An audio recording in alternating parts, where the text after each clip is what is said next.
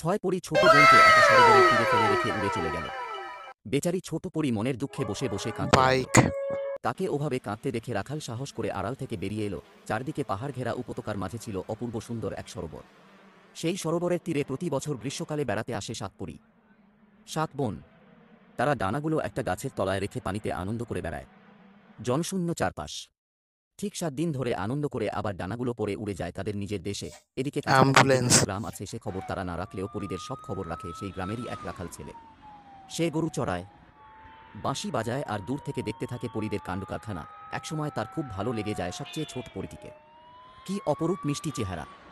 ওকে দেখলেই রাখালের বাঁশিতে বেজে ওঠে স্বর্গীয় সব সুর।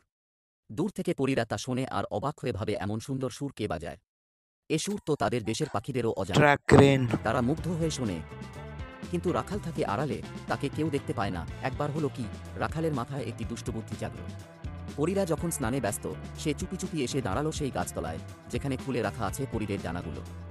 বেছে বেছে সবচেয়ে ছোট ডানাজোড়া নিয়ে সে লুকিয়ে রেখে দিল একটা বড় গাছের ফোকরে। তারপর ধীরে ধীরে সরে পড়ল সেখান থেকে। 7 দিন পরে পরীদের যাওয়ার সময় হলে দেখা গেল তাদের ছোট বোনের ডানাজোড়া নেই। অনেক খোঁজাখুঁজি করেও তারা সেটা পেল না। এদিকে বাবার করা হুকুম, 1 সপ্তাহের বেশি তাদের স্বর্গ ছেড়ে থাকা চলবে না।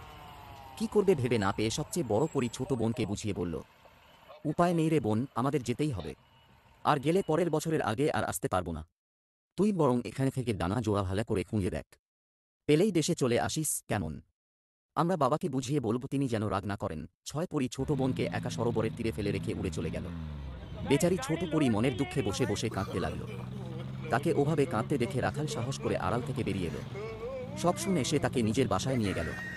তারপর অনেকক্ষণ ধরে বাঁশি বাজিয়ে শোনাল। এই রাখালের বাঁশি যে তাকে দূর থেকে এত আনন্দ দিয়েছে ভেবে পরীর খুব ভালো লাগল।